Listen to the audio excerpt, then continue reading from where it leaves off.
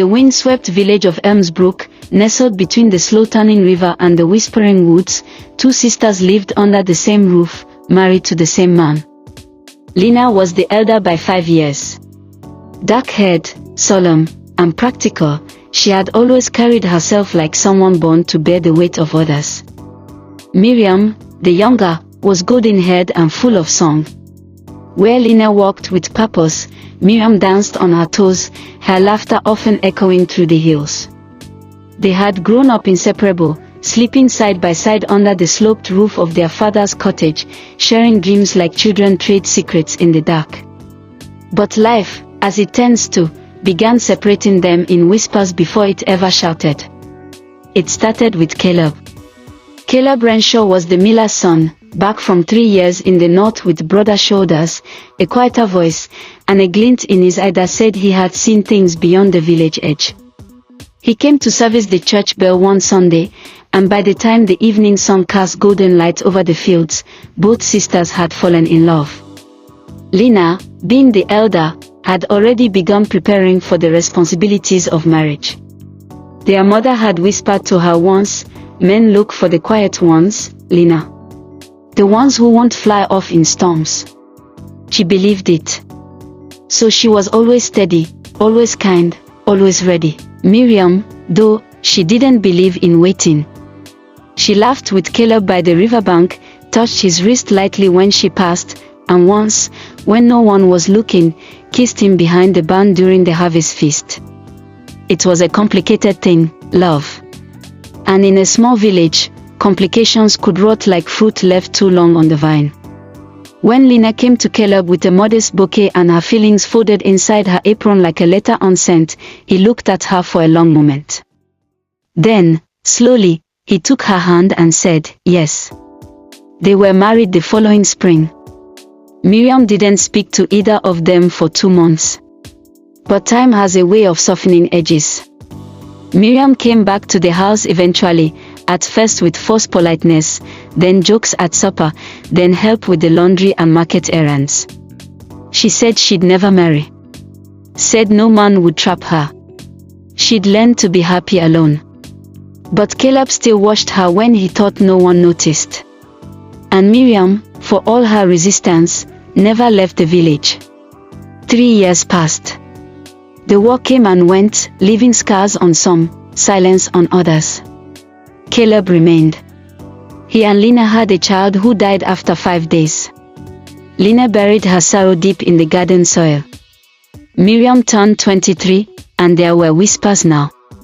A woman of that age, unmarried, was a question mark people didn't like. There were rumors of an affair. That she was waiting. That she was already taken. Then came the sickness. Lena fell ill with a fever that burned so hot she couldn't stand. The doctor came twice. By the 3rd visit, he told Caleb privately in the kitchen, "You'd better prepare. She may not survive the week." Miriam never left her sister's side. She fed her broth, washed her with cool water, whispered songs into her burning ears. And one night, when Lena seemed half in death's doorway, she took Caleb aside and said, "If she dies, I want to stay." Caleb looked at her, shadows under his eyes. "This is her house. She would want me to have a home," Miriam said softly. He didn't answer. But Lena didn't die. She woke one morning and asked for tea. The first thing she saw when her fever broke was Miriam asleep in the chair beside her, and Caleb behind, staring into the fire like a man unraveling. Lena recovered, slowly. But things had changed. They didn't talk about the night. Not at first. But silence weighs heavier than words. One rainy afternoon, Lena turned to Miriam while folding linen. "You love him, don't you?" Miriam didn't look up. "I did." Lena's hand stilled. "Do you still?" Miriam's voice was quiet. "He loves you." "That's not what I asked." Silence. Then, a whisper. "Yes." Lena stood there for a long time, hands pressed flat on the cloth, staring at a single frayed thread. That night, Caleb told Lena that he couldn't keep pretending. That he hadn't planned it. That he had married her because she was steady, and he thought love would grow. But it never did, not in the way it had bloomed with Miriam under the apple tree the autumn before the wedding. I tried to be good, he said.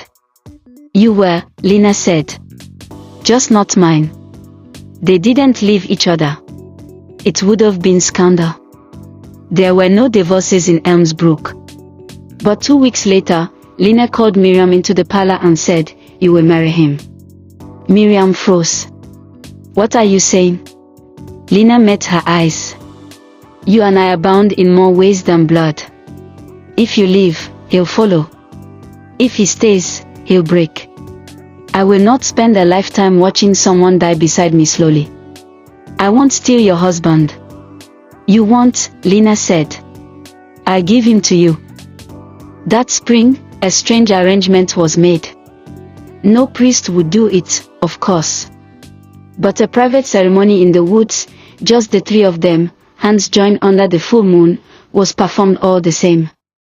Miriam became a wife. In public, it was Lena who wore the ring.